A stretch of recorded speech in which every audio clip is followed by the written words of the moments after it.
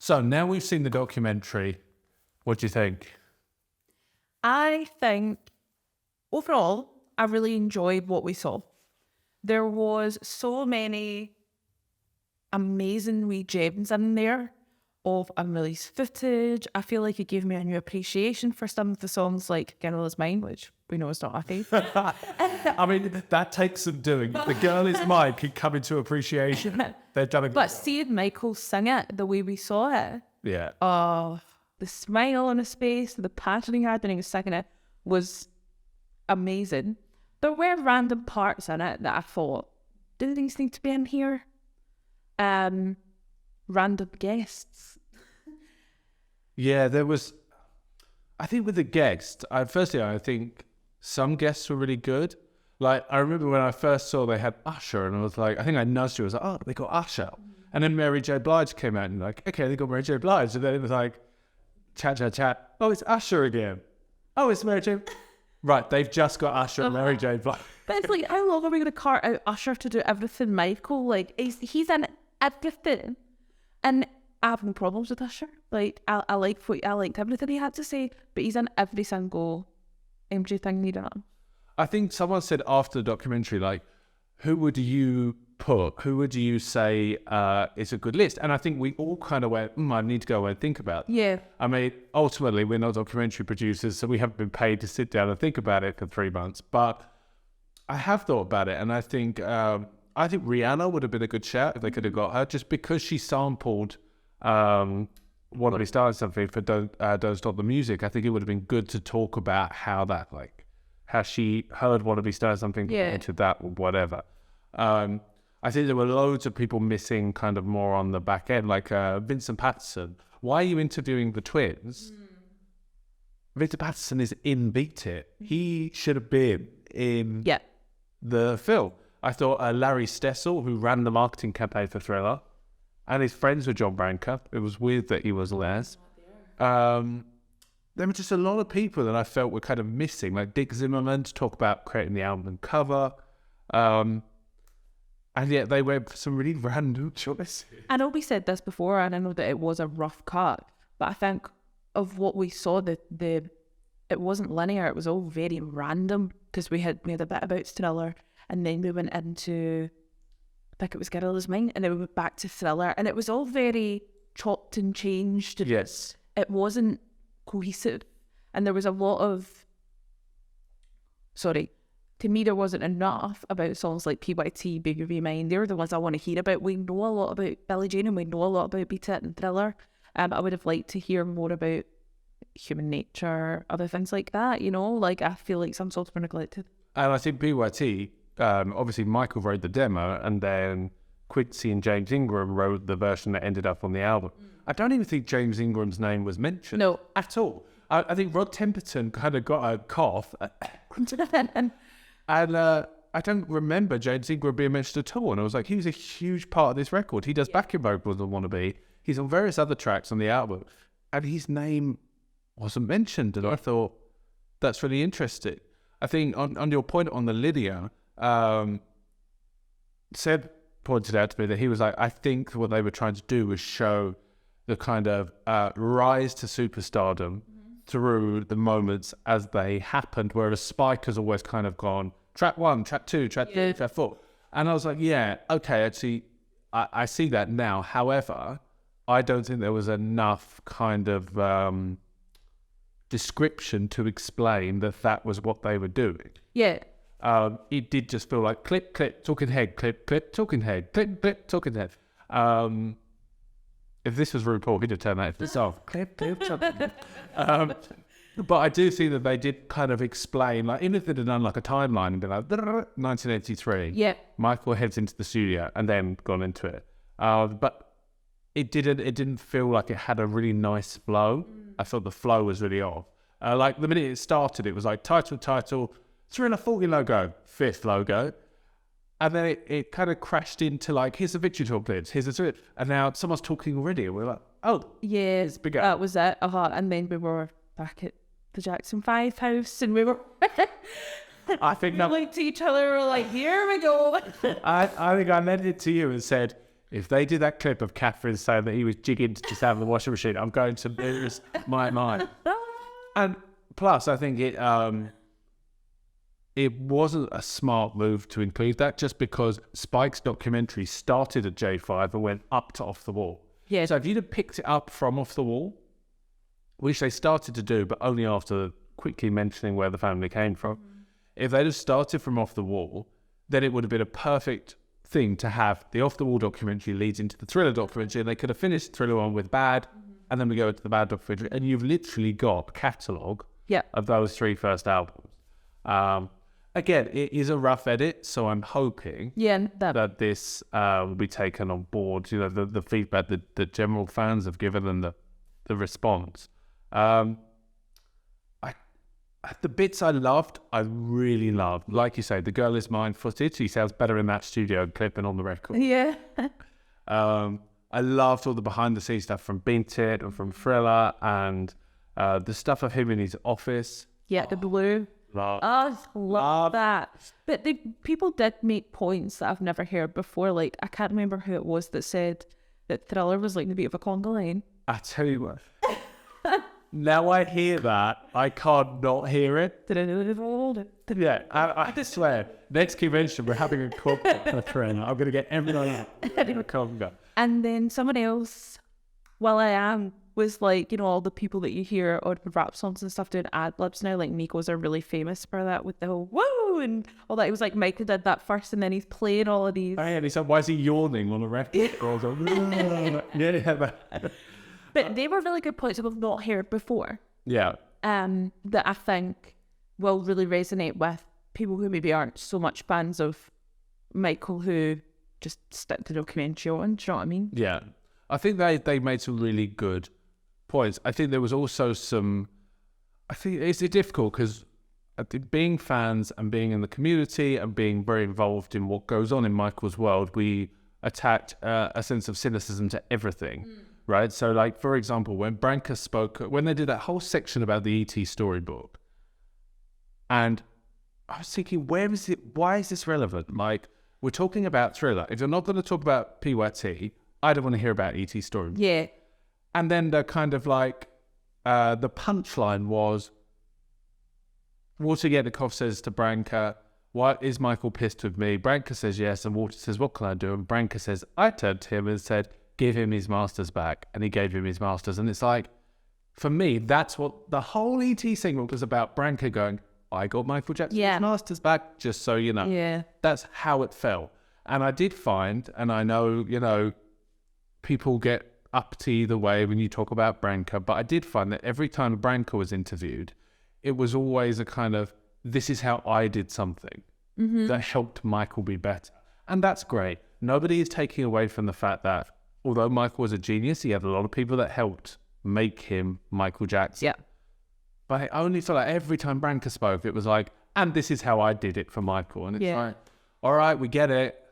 Even when he said like, literally. Even when he said about the making of Thriller documentary, he's like, I had the idea to do it. I know, it's like, come on, humble. But that being said, John Landis told a good few funny stories that we got. I was pleasantly surprised. I was like, so first and foremost, we're back on the pro Michael train, John. Nice to have you back. You obviously missed the stop the last time. Yeah. And his wife, Deborah, who I actually met once. Oh, really? It was so funny. She was, there was a V&A exhibition, and Seb and I have been out, and we'd been to a music shop, and we'd bought a second-hand copy of the Thriller album. We passed the V&A, and I said, oh, let's pop in. And she was doing a signing. Oh, my God. And so I pulled the Thriller album out and went, would you sign this? And it was a special edition. So I had a picture of Michael inside as a song, like with the Thriller jacket on. So she drew an arrow, and she put something like, love this, and she signed it. And she was like, love Michael, love Michael. And so she was going through the booklet, and she's like, oh, he's gorgeous. And she's lovely, but she was great in that as well. I thought she was a really a nice choice to have somebody different. Yeah. And you know what? this might be a controversial opinion once everyone sees it. I'm actually happy they included BTS. I really am. Yes, I think... I'm not a BTS fan, by the way. No, me neither.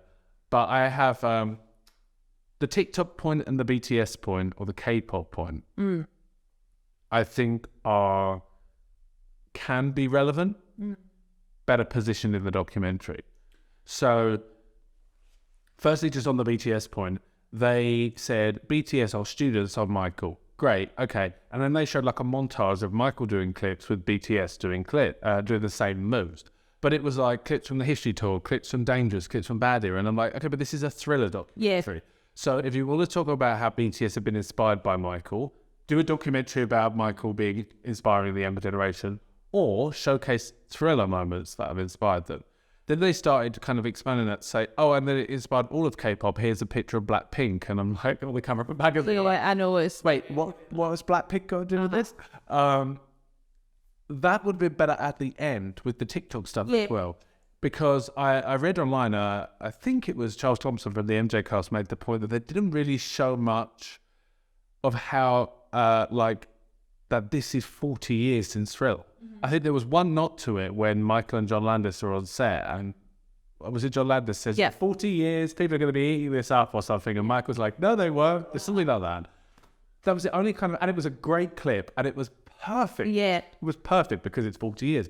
But there wasn't sort of a nod like, where are we 40 years later? And if there'd have been a section that sort of said, where are we at 40 years later? This is BTS, this is TikTok, this is how that has still resonated, I think it will work better. Again, basing this on the fact that this is a rough edit, I'm hoping there's going to be some reshuffle. Yeah, which would be nice. Because we had said that we would have liked more about the impact. So I think with TikTok, with BTS are probably, well, from what I can see on Twitter, have some of the biggest, craziest fans, like, of all the kind of fandoms that I see. So I think it was good to include them, and it will encourage people to view the documentary. It will. But I like that about the impact.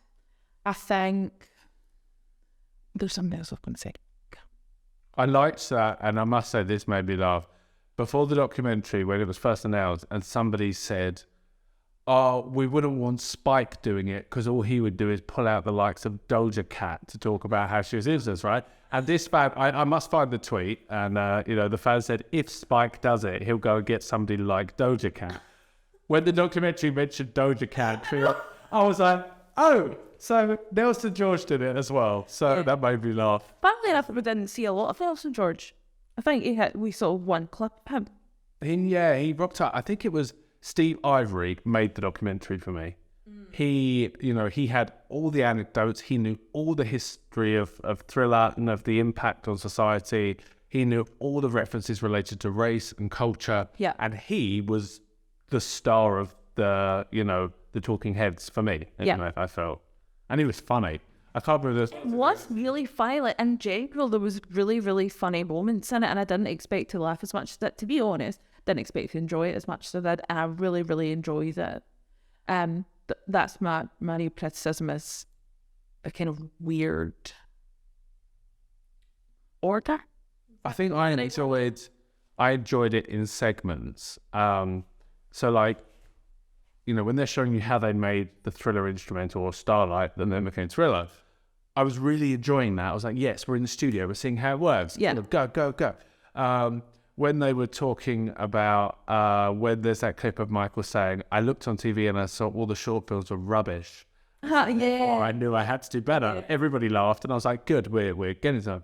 I think when they started talking about the Pepsi burners and the Pepsi commercial, I was like, and they made a really pointed line of saying, if Don King hadn't signed the deal with Pepsi, Michael would have never got burned. Mm-hmm. And, speaking kind of without any space in there, yeah, if Michael had done Pepsi, he'd never got burned. It's as simple as that. But then you could say that about any. I know, it's like, let's not fantasize over, like, oh, well, if this had just never happened. Well, it did. Yeah, there is a million things in Michael's life that you could say, if this didn't happen, this would have never happened. If he'd never met this person, this would have never happened. If he'd never married this person, this would have never happened. If he'd never car had never broke down, this would never happen.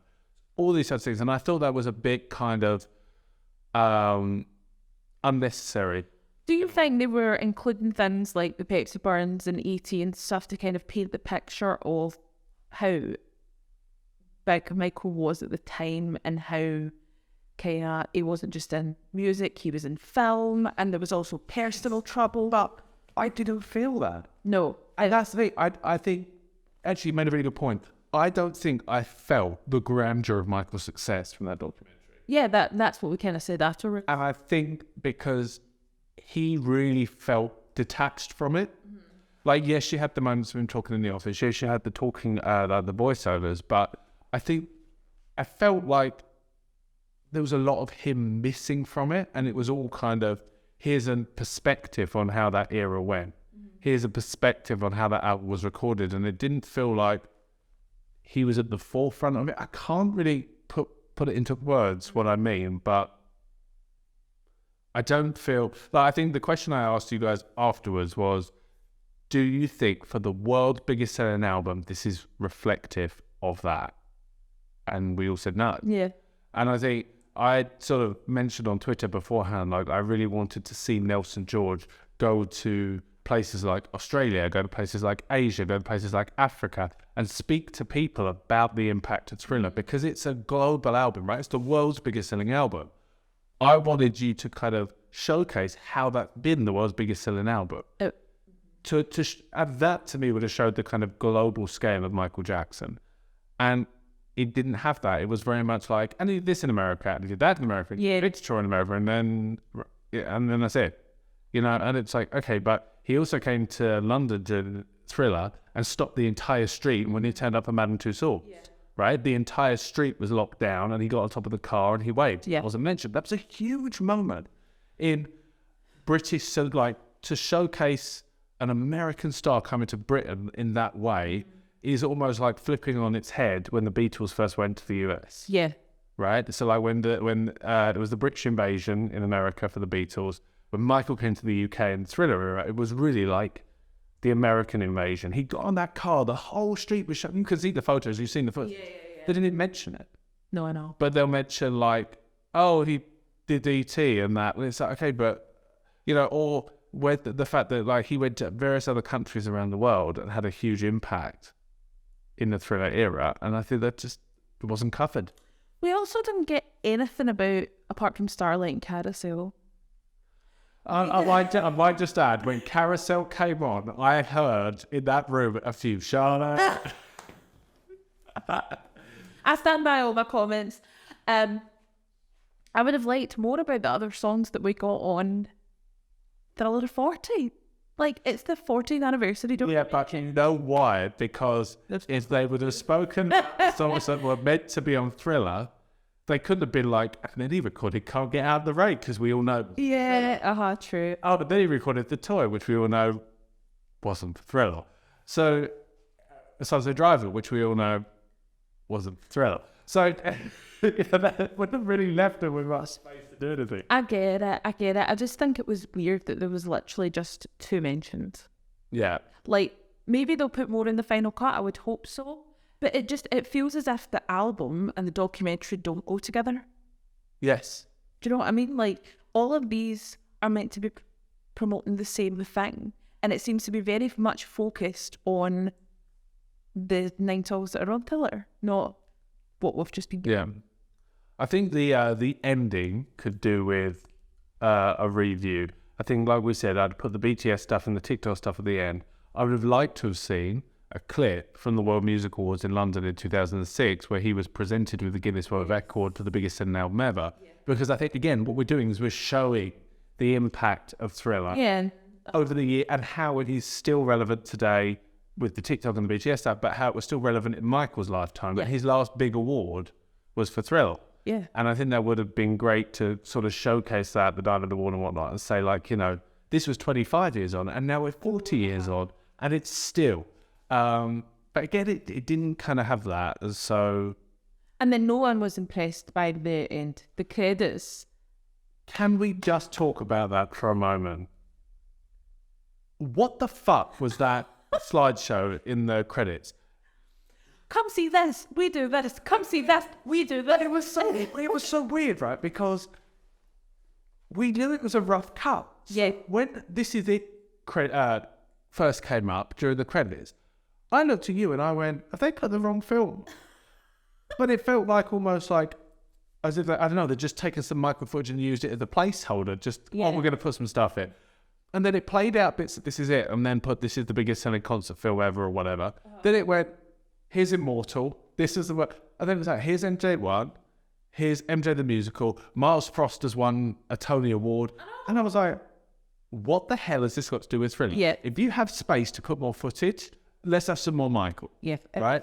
No one in that room is going to be like, yay, they've included him for the musical. They're going to be like, where's the rest of the Michael footage? If you've got him coughing, sat in that office, right? Stuck it in there. I want that. I don't want MJ the Musical and bloody This Is It in the credits for a Thriller 40 documentary. You're right. It makes no sense. That just felt like a real estate ego trip. Yeah, it felt like an advert. Like even at the beginning, half of the people that were talking didn't have lower thirds. So we didn't know who they were. Yeah, we did. Yeah. And they eventually started coming in, and it was like, okay, but then you you've done your montage. That's probably the first thing they did. But I do feel, and this is just me speaking completely personally, I feel that if Spike did it, he wouldn't allow them to do that. Really? Yeah. Mm-hmm. And I think because Nelson George is a journalist, not a documentary maker, it was almost like it had more of the estate's influence, whereas Spike is a filmmaker. But also, and we'll get to BrandCon TikTok later, why is somebody pulling out Michael's jacket on this? Why is somebody pulling out Michael's jacket on this? Why are we doing that on TikTok under someone else's name? This is going to be going out to the public, not whoever sees it on TikTok. Why are we not doing it now? Right, and also, did the Thriller jacket itself not sell for like $1.2 million at auction? It was one of the highest auctions of a celebrity piece or something. Mm-hmm. Why did it? Seeing as you were quite happy to have it auctioned off, which I don't think it should have been, why was that not mentioned? Exactly. There was another point that I just thought I should mention that I thought was really cool. I think what the documentary did do for me was I saw things in different lights. So there was a girl, I can't remember her name, who was a ballerina, and she was talking about how the impact of seeing like Michael stab on his toes and such. She was talking about things like that and how that impacted ballet dancers and it impacted different kinds of dancers. I've never ever really thought about things like that, and it just shows like at that time how influential he was to people that you probably wouldn't really ever think about. Do you know what I mean? Yeah, I think that was really I liked those moments where it kind of. It showed the way that he impacted culture. Mm-hmm. And it was like for a simple 9-track album. Yeah, it's done a lot. It's done a lot, yeah. Yeah. And it's, for the success it achieved, I think it became bigger than Michael. Yeah. But I did. I think just, we were talking about this before we started filming today. I think I do want to kind of make the point that you made off camera is that sometimes it can seem that what we're doing is criticizing and being negative, and I know that a lot of people don't resonate with that. I think the point is, well, there's 2 points. The first one is people genuinely don't talk about things they enjoy because they enjoyed them. Yeah. They talk about things they didn't enjoy because there's more to say. And secondly, it's like, yes, we enjoyed a lot of the film, but our hope to get it to the next level is to talk about the things that perhaps could have been better. Because like you say, I love the Girl Is Mine footage. I love the office footage. I love the backstage footage. I loved seeing all the rare moments of Michael speaking. When he was having the mask done in the Thriller video. When he's standing in the white t-shirt with the towel and he's pointing some. I love all of that. Yeah. And those are just moments that I love. So there's not really much to say other than I love that. Yeah. But I have a lot to say about things I didn't like. And thirdly, we are the big MJ debate. Yes. We don't just sit and all talk about how much we love things. If Ilya was here, which he soon will be, we would probably have conflicting opinions on lots of things. We are a debate channel, so yes, just the way it's going to be, really. And I know someone said after our last video went out, there was a clip of you talking about Carousel, and they said, "Oh, that's really put me off watching it." And I just thought, okay, but you're going to base a 40-minute episode off of a 30-second clip, then I put you off. What do you mean? Like, bearing in mind, you said throughout we did a whole part and got the hots where you didn't shut up about how amazing. Yeah, no. So, to be honest, I put out the clip of you talking about Carousel because I knew it would stir debate. Yeah. We are a debate channel. If I'd have put out Charlotte and I've got the hots, people would have been like, yeah, I love got the hots too. At the discussion. It was, but to be honest though, like that, I stand by everything I said with that. So, it's a funny moment. So, as you mentioned, Ilya can't join us here today, but has joined us via the satellite link from about 20 minutes up the road in Greenwich. Do with that what you will. So, Ilya, thank you for joining us. You know what? Some of us actually work night shifts, okay? Right, so obviously Shah and I have broke down our thoughts about the documentary. What are your thoughts? So, I actually don't know where to start because we saw so much exciting footage. And there was like the new footage had me shook. When that interview, like office interview came on, I don't know if you remember Pez, but I literally like grabbed your arm and I was like, oh my God.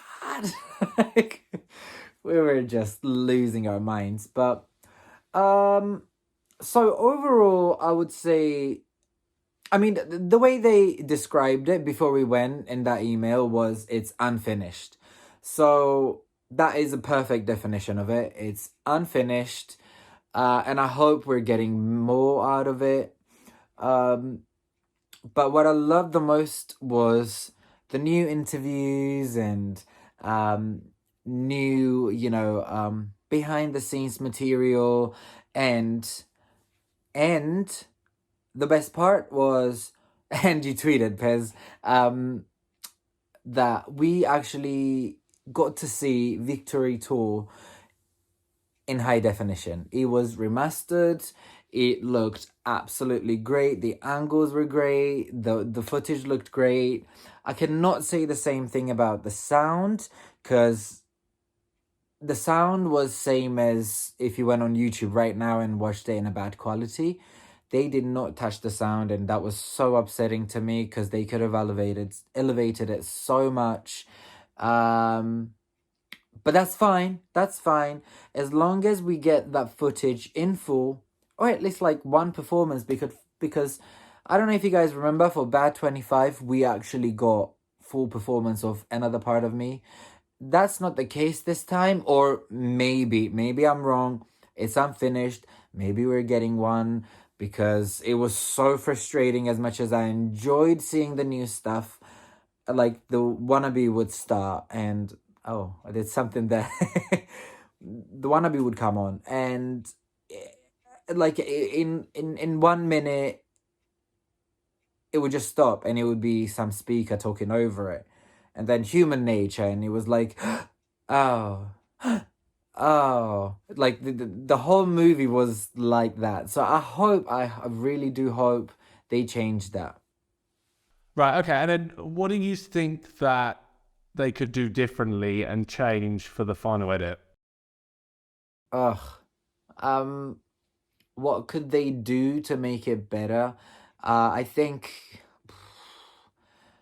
I mean, as a fan, I can't really, like, I want too much from it almost, but I would love to see big names like we saw in Bad 25,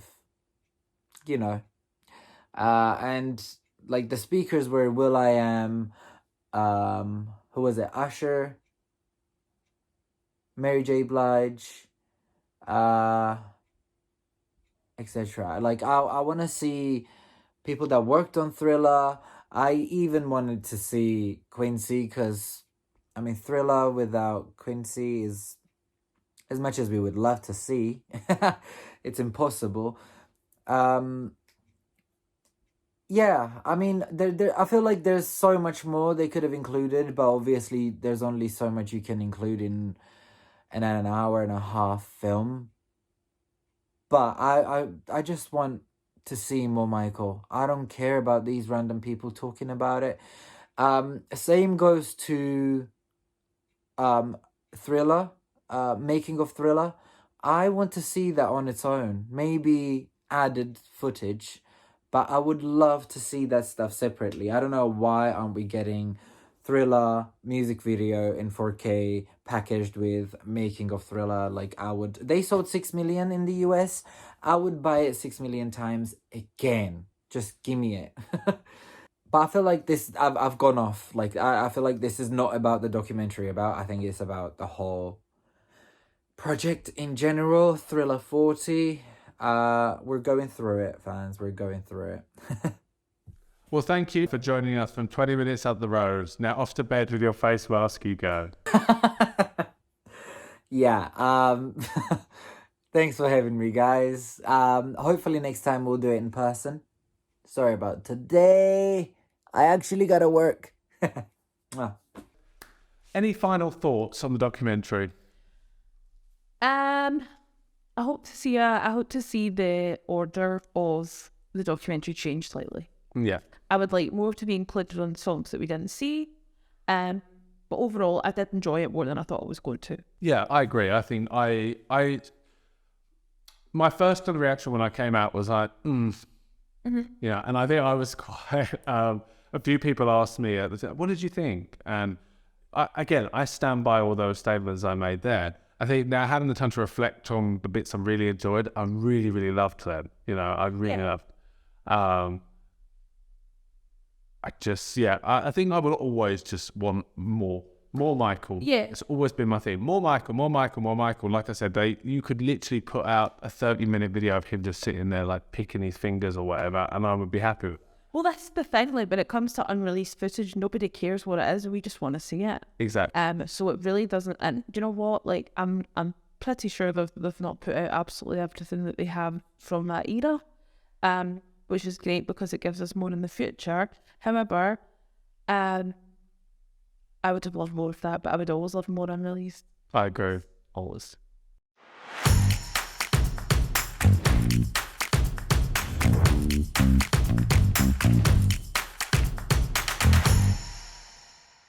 So thanks for joining us in this episode. We really hope you liked it and the last 7 that we've done. If you did, don't forget to like and subscribe.